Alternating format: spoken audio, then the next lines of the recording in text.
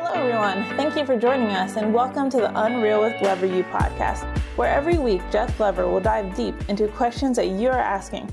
Jeff works every day on the front lines of real estate, personally closing 150 transactions a year. He understands the challenges you're facing on a day-to-day basis and will be teaching you the systems and processes that have made him and his team close over 1,000 homes per year. Over the next 7 episodes, Jeff will go deep into the 7 steps of an effective real estate agent's business plan.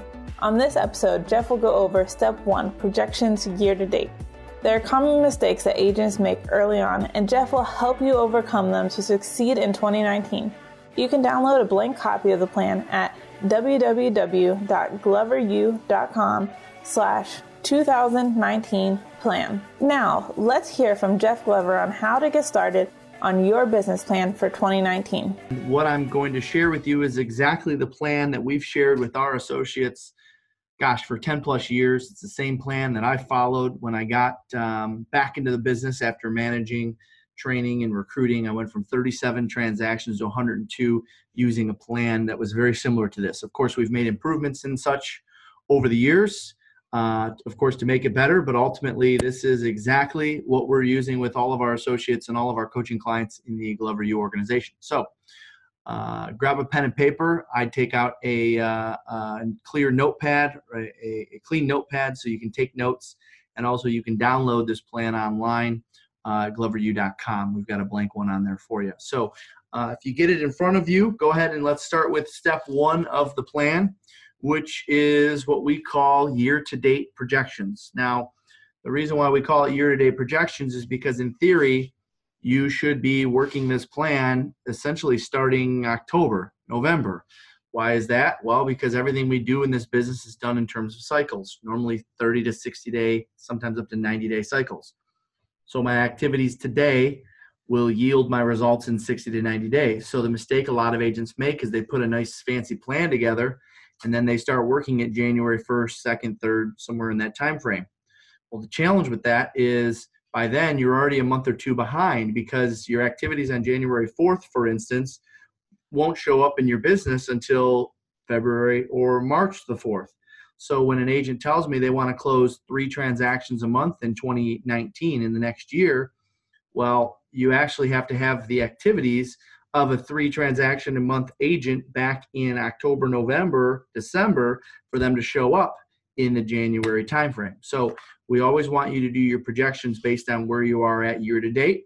The easiest way to do it, of course, would be to take what you've done and then, of course, what you have pending or what you're projected to do and total it up. Now, if you're doing your plan at the recommended time frame like I recommend, that would be, October, let's say November at the latest. Well, then you can just take, if you're doing your plan on, say, November 15th, you can take everything you've done the first 10 months of the year, divide that by 10, times it by 12, right? If you've completed 10, 12 months of business, all right, you divide, let's say you've closed 50 transactions to keep the number simple. 50 transactions divided by 10, that's 5 transactions per month. You got 2 more months. There's another 5 in November, 5 in December. Now we're going to end up at 60 transactions in theory. If you do it closer to the end of the year and you already know what you have pending, then fine, you can use that.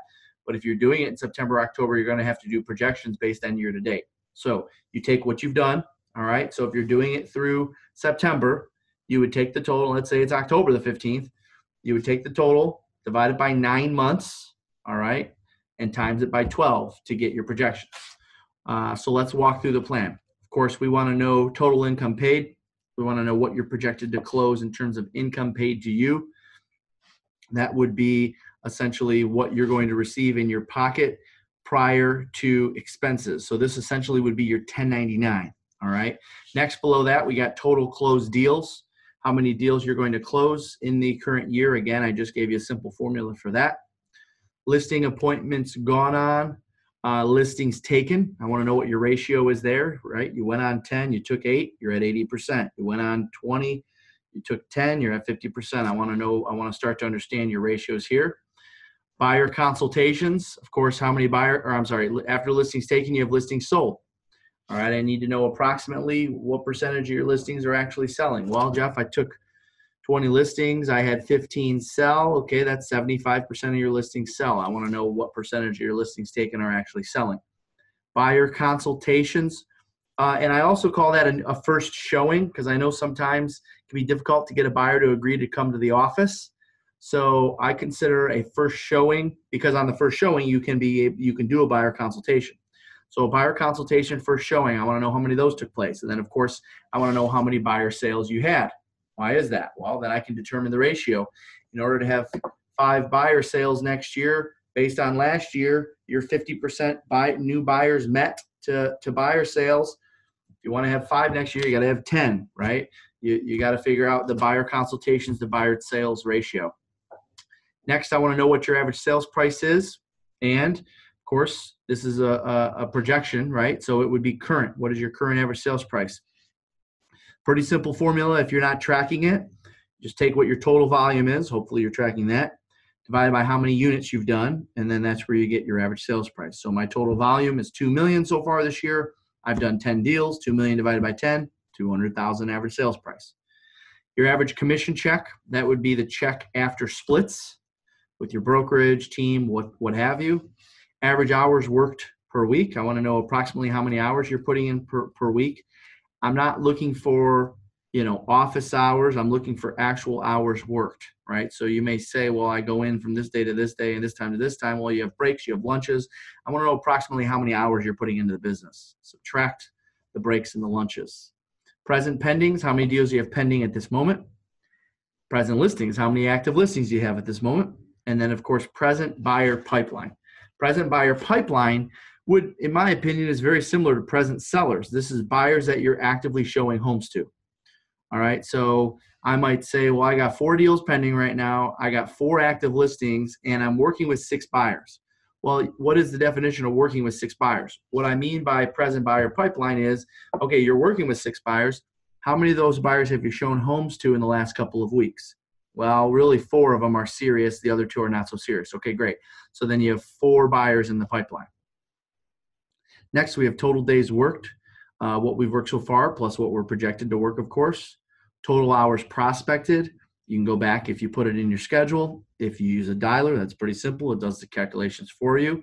I want to know, essentially, I want to start to learn your ratios of how many hours you have to prospect to get a certain amount of contacts. The rule of thumb I've always followed is 10 contacts per hour.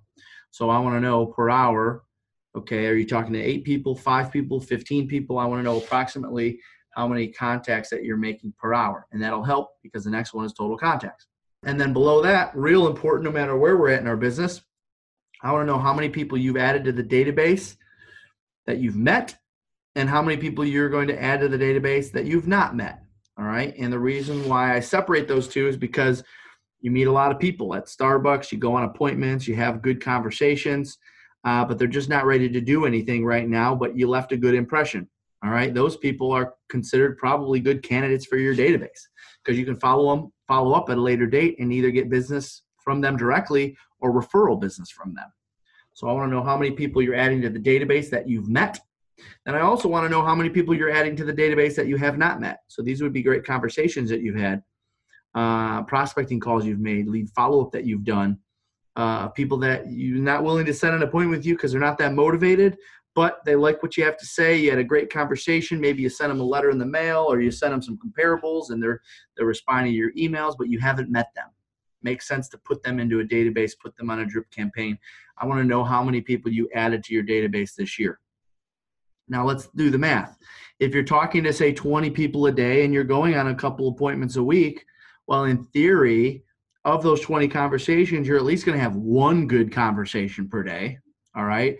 And if you're going on 3 appointments a week, you're at least going to have 1 good appointment, even if you didn't get a contract signed. So I got 1 that I met. I got 1 that I haven't met, 2 that I've had great conversations with.